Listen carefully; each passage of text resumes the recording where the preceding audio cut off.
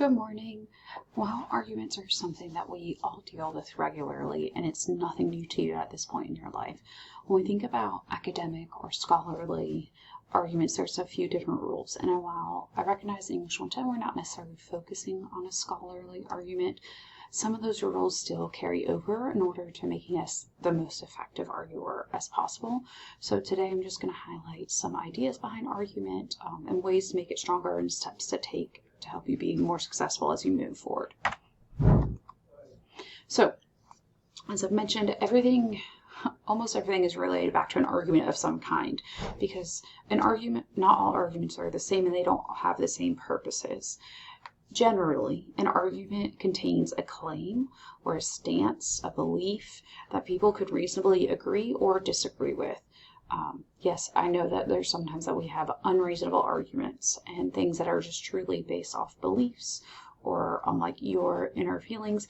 But when we're talking about making an argument successfully, that you need to be able to reasonably argue a stance or your claim, your position, like with a logic.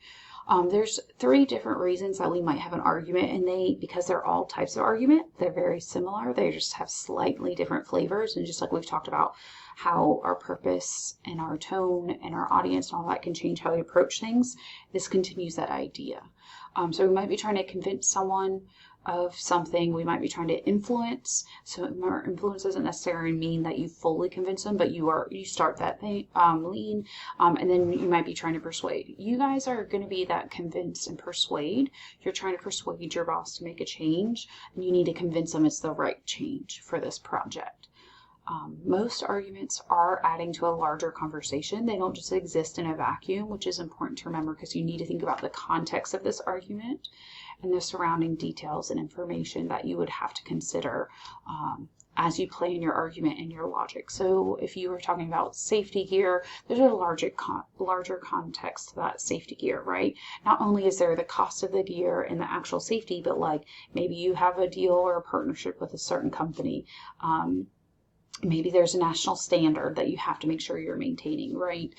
So we have to look at the larger conversation and not just exist in a vacuum of our own like narrow focus. There's some key features to a more, not rigid, but like a more ordered argument. You want to have a clear and arguable position. If you're not clear on what your position is, you can't make a good argument because you don't know what you want. So how could someone else know what to do or agree with you? Provide that necessary background information, like I was just talking about the larger conversation. Know your context, and if some is needed or we need to be reminded of it, provide it. Have good reasons and convincing evidence. So good reasons aren't just like, I personally think it's a good reason. Are they truly logical? Are they truly legitimate reasonings? And can you back it up with evidence? And is your evidence convincing? So in a more organized, formal argument, it's not just enough to say, well, this is what I think. You need to have your logic. You need to have evidence that shows it. So maybe that's you pulling in the cost of an item, and you're saying, hey, here it is. Here's a long-term cost, like efficiency or whatever. Like, don't just trust them to take you out. Have them trust you to take you at your word. They have to have more than that.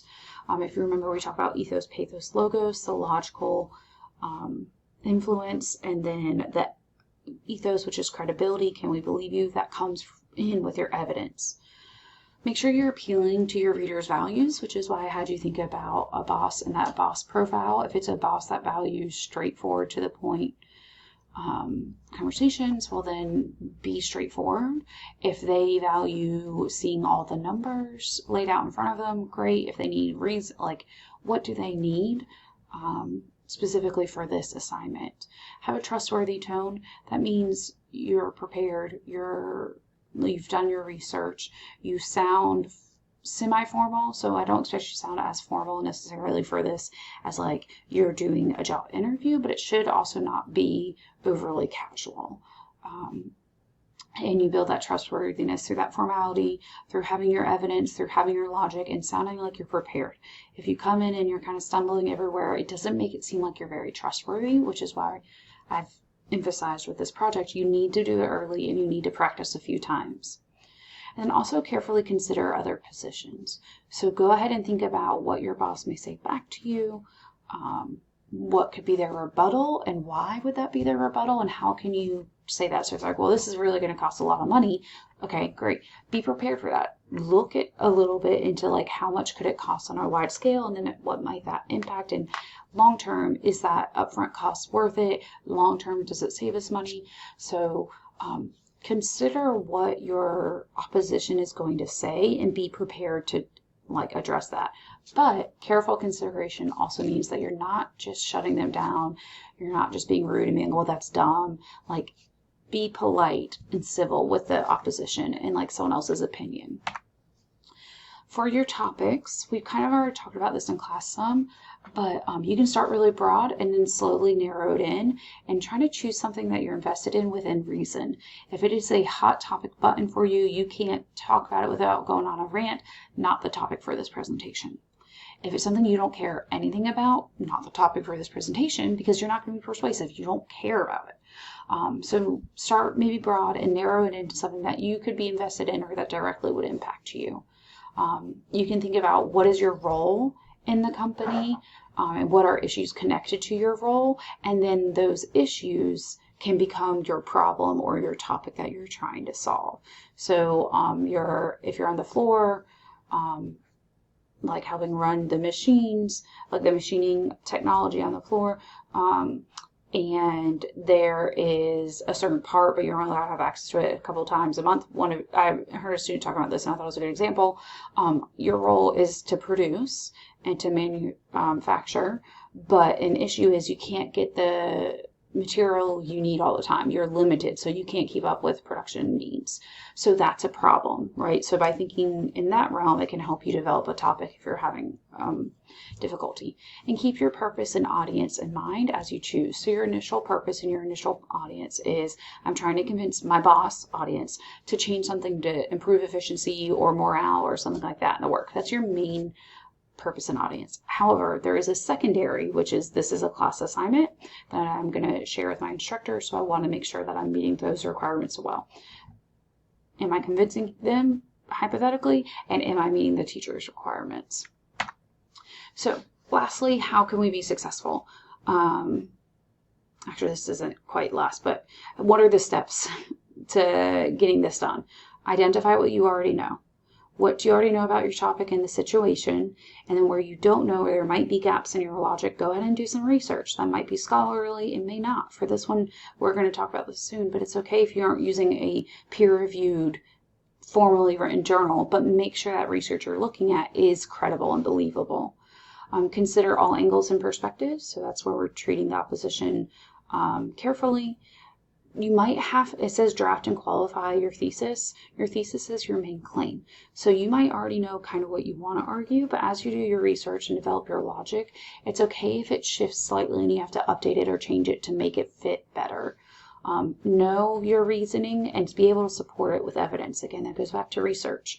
And again, acknowledge that opposition. What are they likely to throw at you as a negative? And how can you be prepared to refute that, to push back and say, well, actually, blah, blah, blah, blah, blah, this is how it could work. This is the last page I want to talk to you. These were the helpful hints. So these are the steps you're going to follow. Okay, I've got my problem. Okay, what do I already know about my problem? What are some gaps in my knowledge? Okay, I'm going to go do some research. All right, I need to consider this angle of it. So like for me as a employee, I really need this material, but like what's my boss's perspective? What's our supplier's perspective? Make sure that my claim is still on point. I have logical reasoning that I've supported with some of my research, and I've thought about anything naysayers and how I could address that.